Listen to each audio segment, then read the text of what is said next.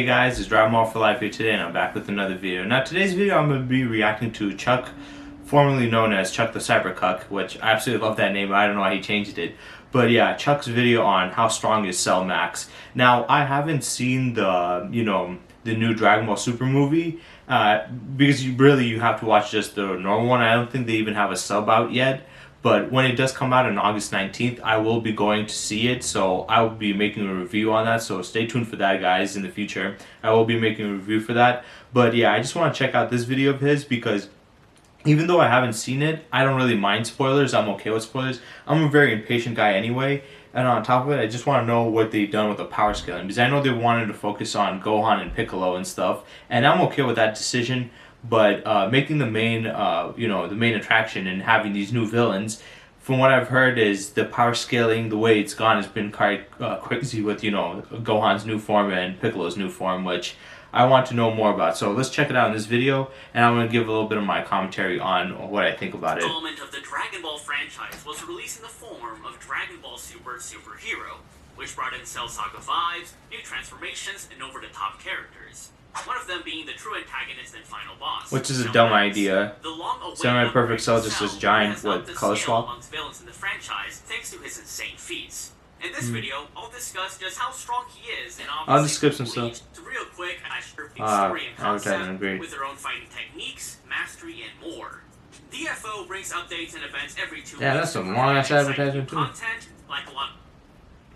Okay. Now, before we decipher Cell Max's power, we have to take a look into how the much lesser characters scale in magnitude. Of course, we have Vegeta threatening to destroy the Earth with his Gallic gun, Cell charging up a solar system destroying Kamehameha, the Boos being able to wipe out galaxies and threaten the entire universe. Okay, a couple of stuff. First, one about Vegeta threatening the Earth. I already talked about that in one of my videos, so if you guys want to go check it out, you can. Basically, I talked about how when Vegeta threatened to destroy the Earth, I didn't really believe that he could destroy the Earth. I mean, I do think he can destroy the Earth, but I don't think he's a planet buster at that time, because my argument is he probably did what Frieza did on Namek, where he destroyed the core, thus blowing up the planet itself, and you wouldn't have to be a planet buster to do that. Also, the whole Cell thing, it's crazy that people still don't believe that Cell was a solar system level being and he could wipe out the solar system. He actually could do more than that. He stated himself that with this amount of energy, I can wipe out the solar system, and that was prior to him firing it. Once when he fired it, he was pumping more and more energy into it while, he was clashing with Gohan, so he had even more power than that. But the Boo statement, he said that they can destroy galaxies. I don't agree with that. I already made my video talking about Boo. I mentioned how the feat statement was about Fat Boo instead of Kid Boo. It couldn't be Kid Boo. You guys can also go check that out.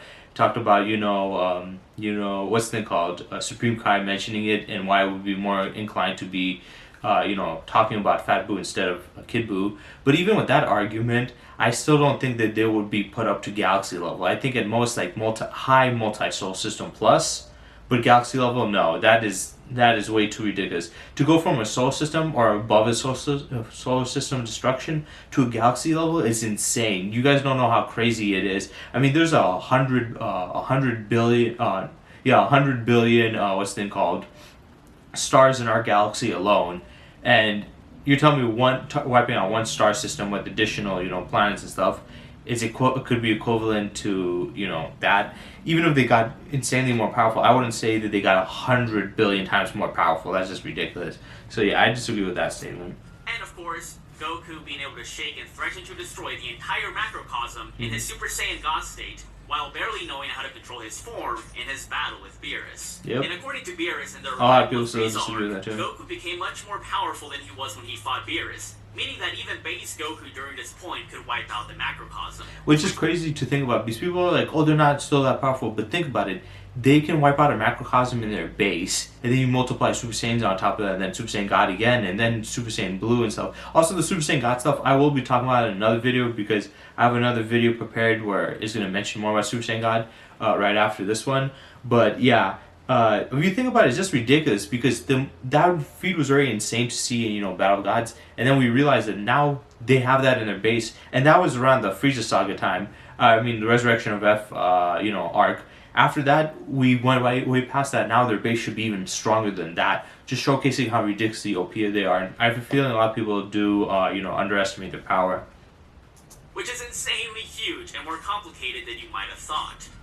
For one, the Daizenshuu guidebooks confirm that the living universe is an infinite space that is full of infinite galaxies. On top of that, the afterlife is outright called a higher dimensional realm altogether, which has a lot of credence given that the bottom half of the macrocosm is as big as heaven, which is stated by the Daizenshuu and the anime to being as wide as the living universe. And yeah, I'm aware that the universe has been stated to have an edge, but just because a realm has an edge doesn't inherently mean it isn't infinite, as it is mostly for presentation.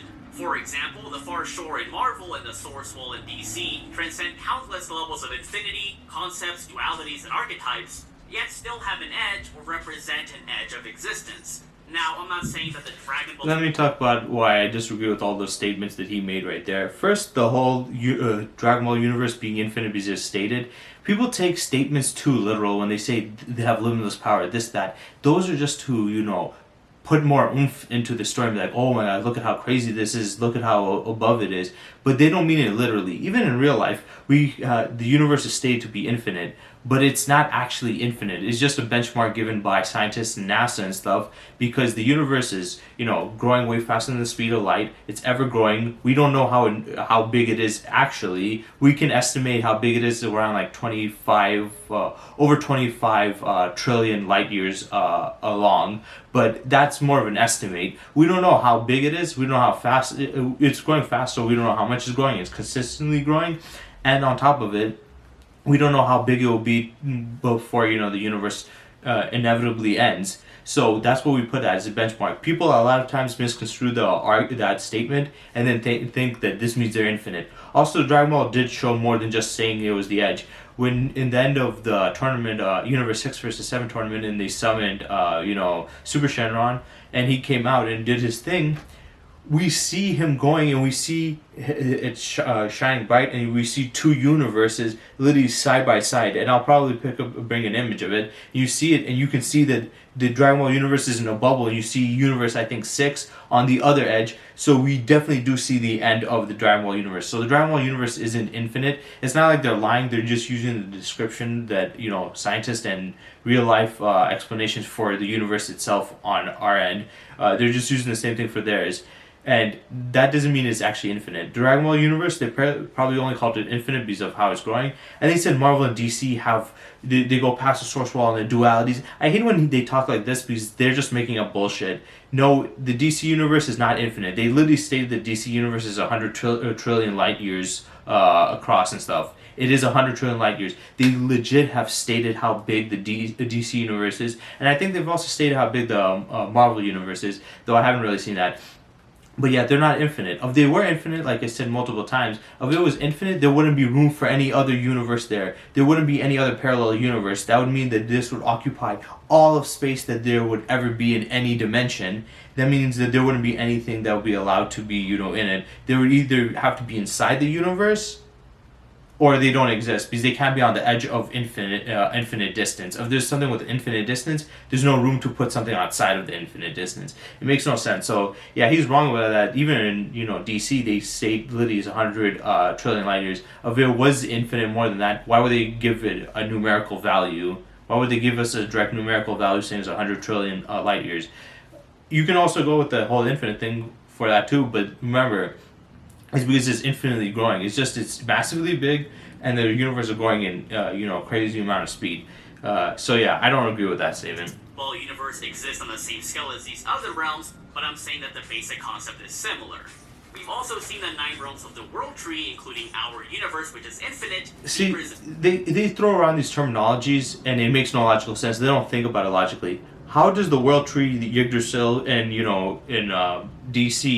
Marvel, how does it occupy 9 other realms that are all infinite?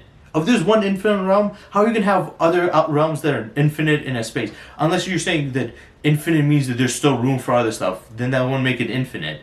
It's not truly infinite. They say that as a terminology. People don't understand these terms. When they see comic books and characters saying, his power is limitless, they don't literally mean that. If they were limitless, they wouldn't be getting beaten or killed, If they have limitless power, they wouldn't be losing power when they're using it.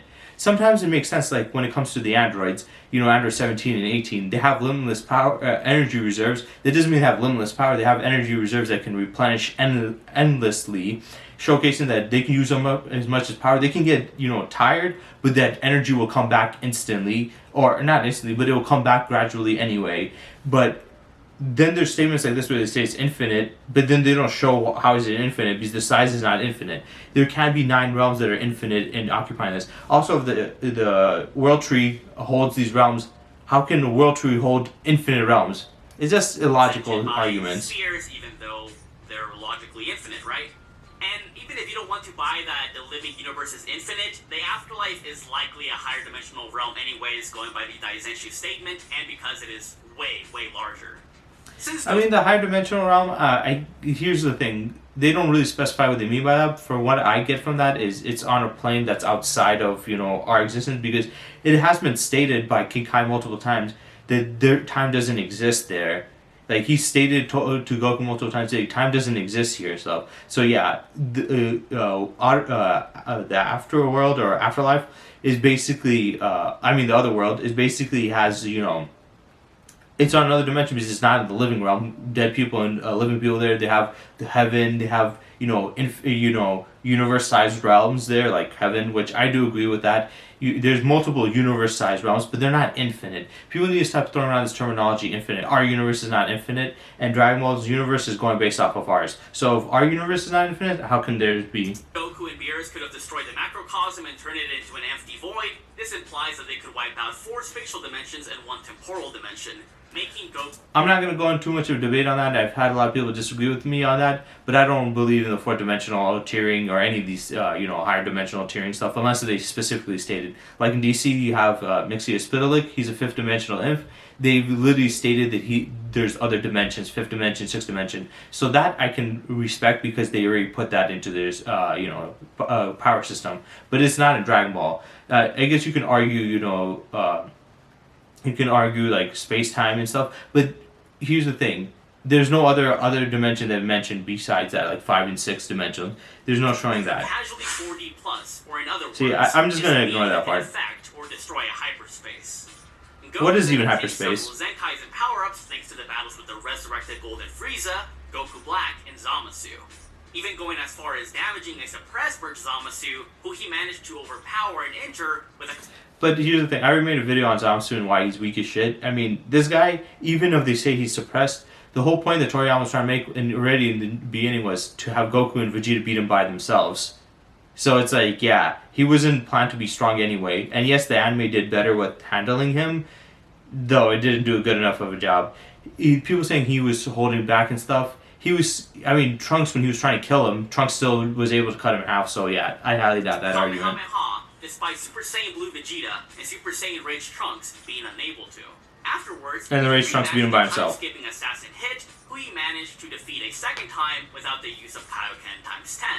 So my point is, Goku and Vegeta's base likely got tens to hundreds of times stronger at this point. Agree. And by far, one of the best showings of Goku's insane growth was when Super Saiyan Blue Kaioken Goku was able to fight more comfortably against a stronger Jiren with Super Saiyan Blue Evolution Vegeta, despite the fact that heavily suppressed Jiren was already far stronger than Merged Zamasu and Super Saiyan Blue Vegito, as noted by numerous characters. I don't know why he needs to say that.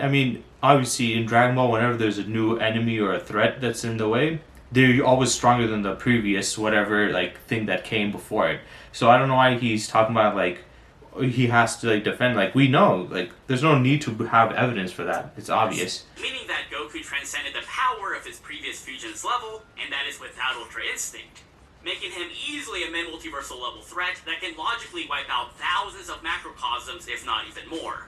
In other words, Super Saiyan Blue Goku was already stronger than Super Saiyan Blue Vegito, who in base is already stronger than 2 Super Saiyan Blues. I did not like the power scaling tournament power. I think it made no sense. It was just people escalating, and it's if he was that powerful, then why was Kale able to handle Super Saiyan God at all, even if he was drained of energy? And the fact that their fusion was able to kick Goku's ass severely, it was just stupid. So yeah, I don't like the power scaling, and the power scaling in general in Dragon Ball Super was bad. But when it came to the Tournament of Power, they just made it even worse. So what I'm trying to get at here is that there are insane jumps in power, and we're not even at the later arcs yet.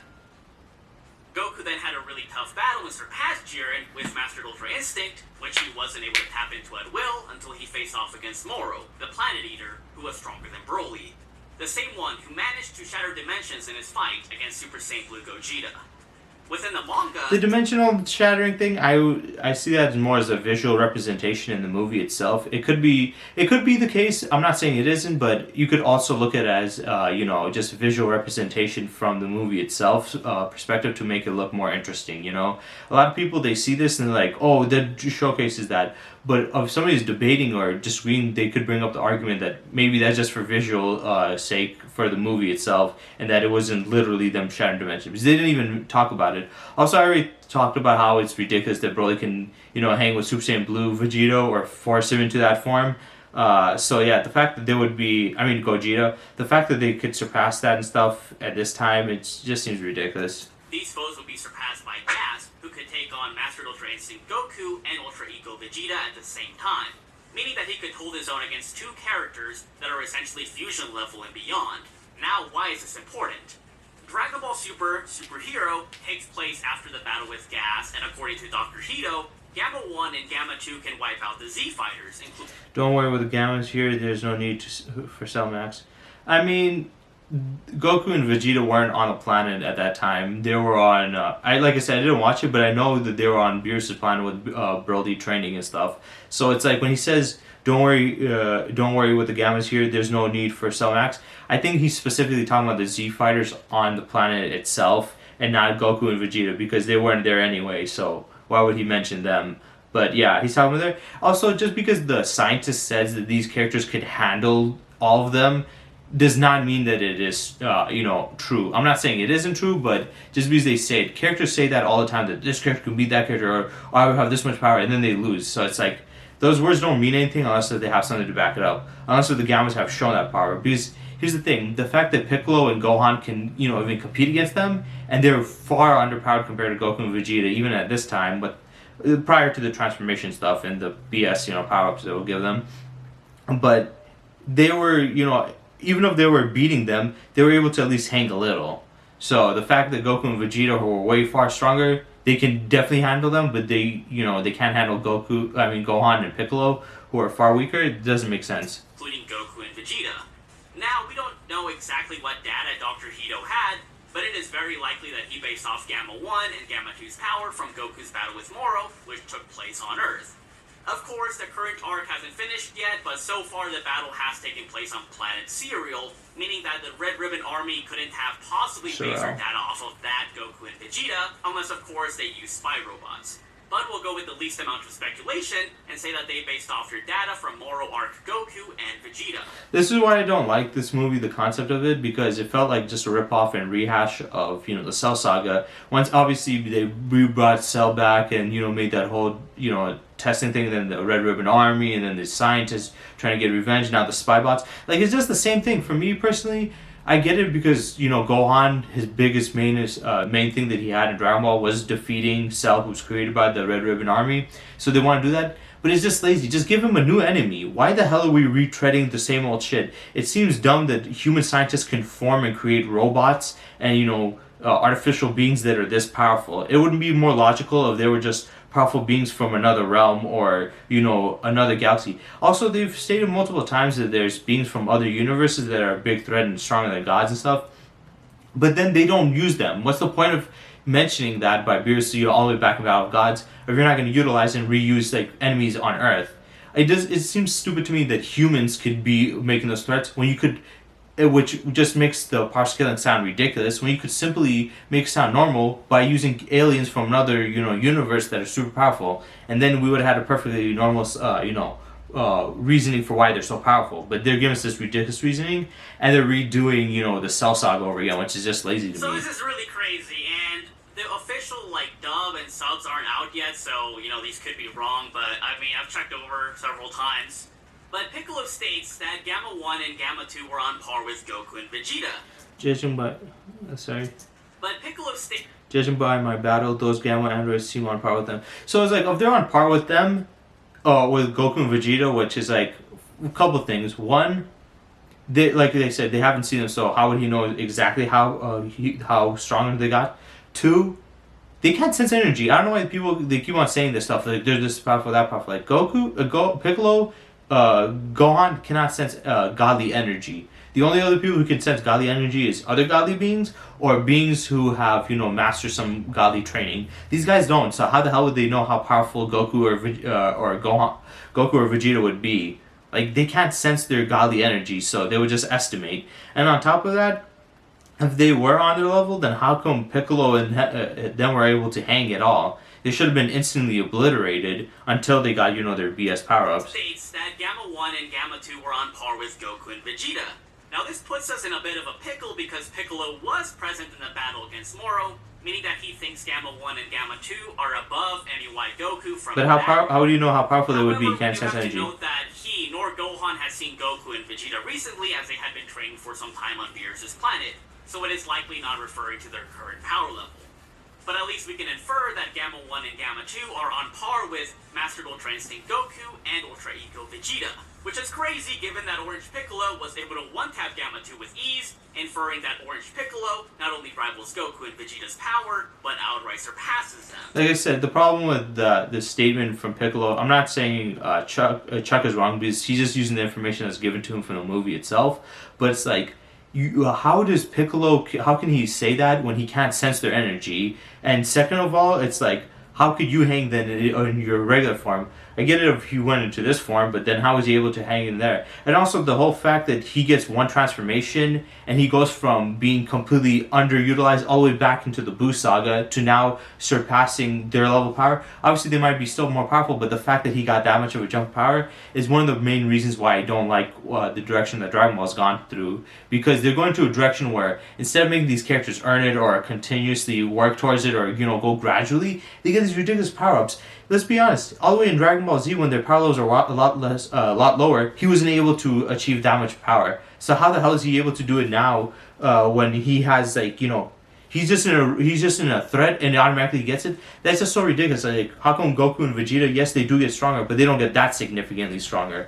Because if they did, none of these guys would be anywhere close to them then. So it's just ridiculous to me when they do this stuff where the entire time these guys were fodder, they did nothing, and now we have one movie or one arc and they get into one battle and somehow they get this new power up and instantly they surpass they fill the gap between them and Goku and Vegeta and fill it up and now are on their level, like either on par with them or just a little right beneath them or above them. It just seems ridiculous. It seems like there's no consistency in the power scaling and anybody at any moment can get a ridiculous power up as long as they say they had to fight or they train. It just seems lazy to me. I like I said, I have no problem with Piccolo and Gohan getting stronger, but it has to make sense. It has to be gradual. It has to be consistent. If they wanted to make Piccolo and Gohan on par with them, they could have done it in a better ways. Like Piccolo and Gohan, they could have had them continuously train from, instead of having Gohan stop training from, the Cell Saga to the Buu Saga and then, just stop training again throughout Dragon Ball Super. They could have just left him continuously training and then they'd be like, well, how did he get so powerful? Well, he continuously trained and he had a high potential, and on top of it, he probably had, trained with Whis, and Whis trained him a little bit to, harness godly ki, and now he got another power. If that was the case, I would have no problem with Gohan reaching them, because then we would have been like, okay, makes sense. He continuously was training, or he had a high level potential, and now got a bit of a training from Whis on how to obtain godly forms, because getting Super Saiyan God, if Vegeta could get it through training, I'm pretty sure Gohan should be able to too, especially with his level of potential. So I'm fine with him getting it, but through this movie, it's ridiculous. The guy doesn't constantly train. He trains sometimes and loses his power and stuff, and now he fights one robots and stuff, and sees Piccolo getting hurt or dying, and he just transforms and now he's on par with them or stronger than them. It's just an asinine way to handle it. In Piccolo's way, it would be harder to make him more powerful. I know in the movie they had, some people say it was a wish. I think it was Elder Kai unlocked his true potential. But even with his true potential, he shouldn't be this powerful. I think they should have done it in a way where, you know how the Namekians had the lore, the book of lore, where they were, basically, what's the thing called? you know, the Namekian lore book where it was talking about Super Saiyan God. If it has a book talking about the Super Saiyan God, which is like, why would we be talking about the Saiyans and stuff? If it had that, it should have information on how Namekians can achieve godly power, but it would need a very powerful Namekian to do so. If they did it through that route, where the book stated that a Namekian can obtain Namekian God form through this various training, or they did this or some specific thing, and he did that, and that's how he obtained this power. Once again, I would have no problem with it. I have no problem with these side characters getting these power boosts if it makes sense, if you have a reasoning. You have to have something to it. You can't just do the most basic piss poor shit, have them, because if you're going to make them reach this level of power and, you know, fill up this gap and surpass and stuff, you have to have them do something. You can't just have them fight or train. You can't have them do basic stuff. You have to make them do something extreme. Gohan, like I said, just continuously make him train, make him get a little bit of training from Whis to obtain godly form, which even if he didn't master it, he could get a good enough, feeling to it, or get his own since he has his mystic form. They could have been way they could have done it, and I would have been fine with it. And Piccolo's, he could have found like a Namekian godly form through the Namekian text and read it and stuff, and then done some crazy spiritualistic training, like how Goku got from the Super Saiyan God what's it called, ritual. He could have done something like that and got power. I would have been fine, but they didn't attempt to do anything creative. They just did the same old generic. He trained a lot. He trained off screen. He fucking fought a big battle and then got a BS power up because somebody was dying. That's just lazy writing, and I can't accept it then. So I can't accept their powers. It's really wonky when you realize that a rusty Ultimate Gohan was able to match an overpowered Gamma 1, which implies that this rusty Gohan is superior to Mastered Ultra Instinct Goku. See, and that is ridiculous. How can a rusty Gohan, from what we saw, it's like, it's so inconsistent that it's not even consistent with the shit that they've been putting up. In Dragon Ball Super, we saw how weak he got. He got even weaker than, Gohan from the Buu Saga all the way to the Cell Saga all the way to the Buu Saga. He got even weaker than that, and the time frame from Battle of Gods to Resurrection of F was far shorter. It was like only 6 months, and on top of that, he got significantly weaker. He got bodied, and throughout all of Dragon Ball Super, he was getting destroyed. And now he's once again not training, and somehow he's able to compare with Gamma, who's supposed to be Goku level. It's just so inconsistent. Like I said, it's inconsistent with what has been shown previously in Dragon Ball Z. But now it's being inconsistent with what is being shown in Dragon Ball Super itself. We saw how weak they made him when he didn't train in Super. So now he's not training and he's somehow powerful. This movie is just asinine. I have a feeling that when I watch it, which I will watch it definitively in the theaters and make a review on it, I'm still going to try to enjoy it, but moments like this is not going to be enjoyable. It's going to be like, what the fuck is this? This is stupid. It makes no sense. How can you have him be so underpowered in Super for not training, and now he doesn't train and he's on that level? There's no way you can argue to me that it makes sense. And Ultra Ego Vegeta as well, or is at least on par with them. Cell Max then emerges, albeit in an incomplete state, meaning that he was, not at full power, and fights the Gammas, Orange Piccolo, Base Gotenks, Android 18, and Krillin at the same time, and eventually forces Gamma 2 to sacrifice himself to wound Cell. So, if Cell Max was so strong that he could take on Gohan, Piccolo, and the Gammas at the same time, this means that Cell Max was essentially taking on 4 Master Ultra Instinct / Ultra Ego level characters at the same time. That's ridiculous. Which is more impressive than what Gas or Broly have done so far. Then, after beating the hell out of Orange Piccolo, Gohan undergoes through extreme rage to the point that he unleashes Gohan Beast and effortlessly wipes Cell Max out with a special beam cannon to the face with Piccolo's help. Okay, yeah, that's just a dumb shit. Like, you've seen Piccolo getting hurt, and this gives you such a tremendous power boost. Like, yes, we've seen Gohan getting angry, but like I said, it still has to make sense and consistently. When Gohan got Super Saiyan 2, it was a level above what we've seen prior, but it wasn't such a ridiculous power boost or power discrepancy to the point where what the fuck, this is unreal. But this one is that. It's just too unrealistic. The fact that Piccolo got hurt, if because here's the thing, I cannot connect with somebody that can get such a power boost without simply just getting angry a little. Oh, he got hurt? I'm going to get this angry and I get insane power. It's just dumb. It makes...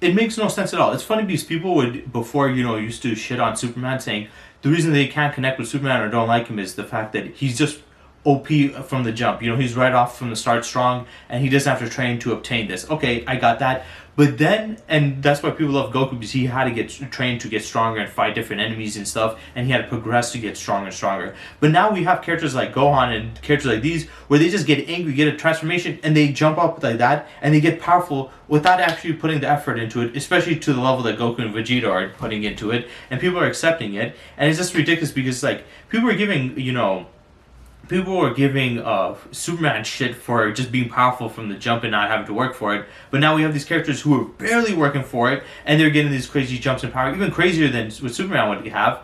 And these guys are cool with it. So it's just hypocritical to me. It's like, you can't judge Superman for that and then be okay with this stuff. It's either, oh, what's Superman stuff is stupid and that, or and this is all stupid, or you are okay with them both. You can't say one makes no sense, the other one does. Like I said, it's just dumb that he got that powerful and shit just by getting angry. We've seen them getting angry before. I hate that excuse that they make now is like, Vegeta did this in Battle Gods. This is why I hated the fact that they made Vegeta surpass Goku in Super Saiyan 2. If he had Super Saiyan 3, if he went Super Saiyan 3 and then did it, that would have been fine. But the fact they did that, now they can just be like, well, if a character gets angry, they can get that strong. That means that there's no point of having a threat, because now even if they have like a major threat that they're fighting against, it doesn't matter how powerful they are. All they have to do is be like, well, they got angry and they got powerful. This is as dumb as Fairy Tail with the power of friendship, where they get in fighting against an enemy that's too strong and then they get stronger because they believe in friendship. This is the power of anger. It's lazy. Yes, they could get stronger, but they shouldn't get to. That doesn't mean that they should be able to reach any level of power just because they're angry. That doesn't make any sense. And afterwards, he states that Goku or Vegeta might not have been able to take out Cell Max. Even Dad or Vegeta might not have been able to beat that Cell monster. Which, I still could say I call cap on that, because it's like, what? Also, it's like, Gohan, you can't sense their energy. How the fuck do you know how powerful your dad or Vegeta is? And on top of it, it's like, why are you making these enemies?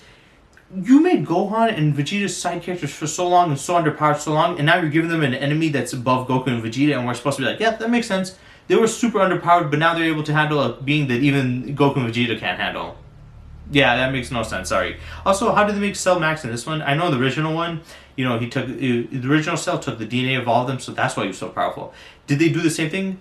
But even then, if they took his DNA, that doesn't mean he would have the power that they have just because their DNA is that. Like, your DNA doesn't get stronger just because you get stronger, you know? Just because Goku obtained, you know, Master Ultra Instinct doesn't mean that his DNA would be on that level. He would still just have the power of, you know, Goku. He could attain it if he trains, but yeah, I just think it doesn't make sense for Cell Max to be this powerful. It's just stupid that he would be able to handle all that and Goku and Vegeta wouldn't be able to take him on. Again, Gohan and Piccolo haven't seen Goku and Vegeta's fight against Gas, nor have they seen the two Saiyans recently, so one can argue that MUI Goku and UE Vegeta could still have a chance against Cell Max. Then again, the fight between Gohan and Cell could have been a lot closer had Gamma 2 not landed a critical blow, and Piccolo even thought that they could not have done it without the help from the Gammas. Plus, according to official also, how do you sacrifice his life? I have seen seen being so powerful that if he reached a complete state, not even Broly would have been able to defeat him. See? Although, going by what we have, Cell Max should be able to defeat him pre-complete state anyways, unless they're implying that Broly cannot fight off against 3 to 4 Ultra Ego / Master Ultra Instinct level. See, like, okay, so I just can't believe a giant, you know, genetically altered monster could be on that level. That's just ridiculous. But yeah, I mean, the concept already of robots being able to handle that, or cyborgs or whatever, is just already stupid. I don't think they should, in any form of fiction, should mechanical beings be that powerful for for any reason. They should always have a limitation, and it should never be on the level of a godly beings. But yeah, I'm not trying to shit on Chuck because he's just using the information that's given by the story itself. I'm giving more shit to the writers themselves. The fact that they wrote this character that Gohan and Piccolo are fighting and handling, obviously they got help, but they were able to still handle it, and he can surpass Broly. I already thought Broly was BS, but giving this character this much power is already BS. It's like the ceiling to how ridiculous the power scaling can get and how BS it could be, and you know how big of a power jump a character can have. It's like they're trying to like surpass that. Like Dragon Ball before was, oh, characters are the next character is stronger than the last, and that's fine. But now they're doing it to the point where any character can get stronger, or just have random characters. Like I said, if it was like a character from another universe that came in and stuff, I would have accepted that more of a threat than, you know, a genetically created monster from, you know, scientists on Earth. That just doesn't make sense to me. But yeah, I'm not shitting on him for him saying that. I just find it ridiculous that they're saying that he could beat Broly when, you know, it's like, why? Why would he be able to beat Broly? What makes him so special that he's strong enough to beat Broly? Characters at the same time. Either way, Cell Max should easily be a high multiversal level threat, although I consider him a downgrade in several areas, given that he lacks regeneration, has a weak spot on his head like Anirasa, and which is such a lame thing. In terms of speed, he should be ridiculously, massively faster than light, given that Goku and Beerus could react to their own shockwaves that went outside of the macrocosm and reached the Kaioshin realm in mere moments. But going off the Dragon Ball Z anime... But here's the thing about the shockwave stuff. One, combat speed and travel speed are two different things. People like to equate them as similar. I already made multiple videos on that. Especially my first Surfbone video where, you know, debunked his video on the reaction speed and travel speed and combat speed. But that is not the same thing. Just because they were able to throw hands at that speed does not mean they're both able to move that fast. I'm not saying Beerus wouldn't be, but I don't think Super Saiyan got Goku because Beerus was heavily suppressed. Goku was going out full out. Also, they did state that those shockwaves, the further out it got, the stronger it got. So who knows? Maybe the further out the shockwaves got, if they get stronger, probably they got faster too. So like, the closer they are, the weaker they are, and the closer they are, the slower they are. The further out they are, the more devastating they are, and probably faster. So who knows? That might have some problems to that. But yeah, I don't have much to say about that. Filler, he can be argued as having high infinite speed, given that base Goku prior to the Buu Saga managed to travel from the Grand Kai's planet in the upper part of the afterlife to Hell, which is several universal distances away. Of course, it does depend if you want to use this feat or not, since it is not really consistent, but I thought it would... Let's go back to that for a bit. Okay.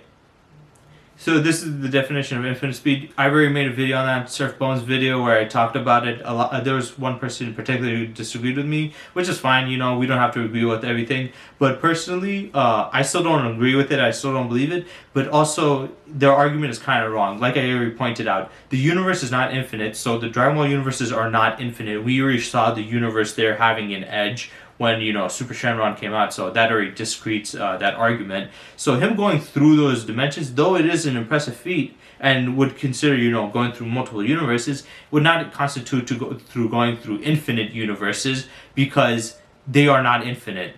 They're just infinite, possibly infinitely growing, but they're not infinite in itself. Infinite speed, it says right here, able to travel any finite distance in zero time, or move infinite distance with finite amount of time. Teleportation does not account for the Okay, so yeah, that's the definition for it. I'm going to go into a little bit. Able to travel a finite distance in zero time, or infinite distance with a finite amount of time. Well, he didn't go in a dimension that had zero time, because time doesn't exist, which I've argued that before too. Being a place where time doesn't move at all compared to a place where there's no time at all does not inhibit you know, you from moving in a time without you know, time at all. But he didn't go through those, and he didn't go through an infinite amount you know, distance anyway. So I would call it part of the afterlife, call that out. Which is several universal distances away. Of course, it does depend if you want to use this feat or not, since it is not really consistent, but I thought it would, you know, be worth mentioning. On top of that, he can be argued as having high inaccessible speed, meaning that he is so fast that he can move in a void without time-space. Since he says here, the ability to move distance, whether finite or infinite, in zero time with the aid of teleportation. This is without the aid of teleportation. This is usually achieved by moving in places outside of time or place where time doesn't flow. Well, here's the thing. Like I pointed out, the problem with that is dimensions that don't have time itself does not mean that you can't move throughout it, because the afterlife is a dimension without time itself. You don't even need to go to the world void for a dimension without time. It has no time itself. Guess what? People can still move around there. That doesn't mean that that you can't move around just because you're in a dimension without you know, time itself. And he's mentioning it right here. His argument here is for the fact that in the Goku Black Arc, the end of it, we had, what's the thing called? We had Zeno wipe out the timeline. He didn't just wipe out the universe, but he wiped out the entire Trunks' timeline. And he's just there. Goku and Vegeta and you know, Trunks go back, and you can see it right here. In the manga, moving the coordinates of the you see right there? here's the thing. He said that they come into a place where, you know, he can move in a place where there's no time. Like I said, they never stated in Dragon Ball, or most universes don't even state that they can't move. People go based off of their own beliefs. They're like, well, this dimension does not have time. That means you cannot move in it. And if you can, then it means you're above time itself. But they never stated that in the shows. It was never stated in Dragon Ball that a dimension without time itself, you cannot move. They never say that. That's just arguments that people make. They never stated that other worlds, unless if they stated specifically that a dimension without time means that you cannot move without, you know, being above time itself. Then that would be an argument that you can have.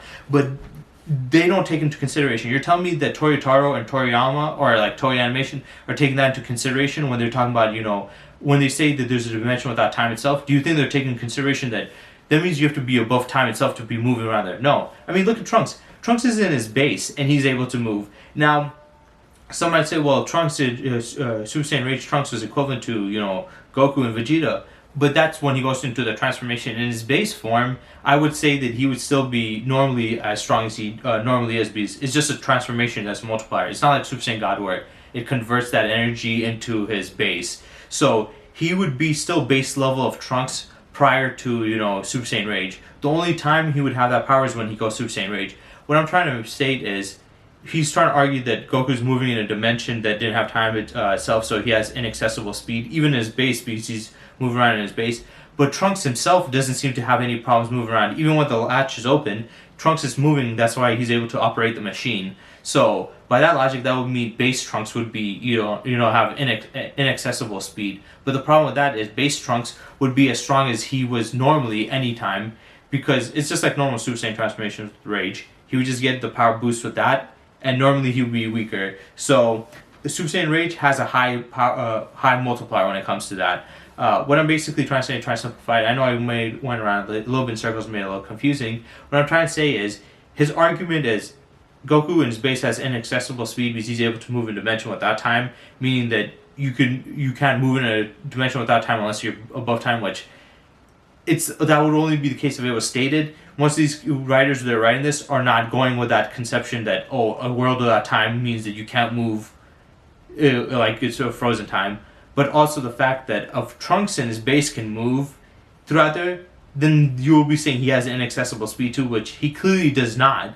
He does not have that in his base. If you're arguing maybe in the Super Saiyan Rage form, then you could have maybe more of an argument, because then he's on par with that. But in his base, he's still just regular power he had when, you know, prior to obtaining Super Saiyan Rage. So that already contradicts it. After Zeno wiped it out. This might be a very uncommon speed. So yeah, before I wrap up this video, I just want to say that a lot of stuff in this movie doesn't make sense. The power scaling is ridiculous. I don't mind Gohan and Piccolo getting stronger and, you know, being close to Goku and Vegeta, but do it reasonably. Like I explained throughout this video, there are ways to do it, and there's some certain characters I don't think you can do it with at all to give ridiculous power. Just because you can doesn't mean you should, because it doesn't make any sense. This movie is very illogical. It seems very dumb. I already had a problem with Broly. Personally, I feel like I'm not going to enjoy this film. It's weird because ever since after Battle of Gods, all the films have been trash. Resurrection of F was trash, Broly was trash, and this is going to be trash. And I know some of you guys might like those films, but to me they're trash. So I think this is dumb. The power scaling after Battle of Gods has gone off the rails. Resurrection of F had shitty writing, Broly had shitty writing, this has shitty writing. It's like they're trying to top each other of who has the most ridiculous and stupid power scaling and ridiculous, you know, power boost to characters. I just don't like it. Once again, no problem with Chuck. I'm not saying that he's wrong. I'm just saying, well, I just say some stuff that he was wrong with, like, you know, the inaccessible speed and infinite speed argument. But the rest of the video talking about how powerful they are compared to the other characters, that's not on him. That's on the writers themselves and Toriyama. So yeah, this is why I'm not excited for Dragon Ball films anymore. I wish they would just stop with the Dragon Ball films. They're obviously not on par with anything. So yeah, that's my feeling towards this. That's how I felt about this video. I hope you guys enjoyed, and stay tuned for next time.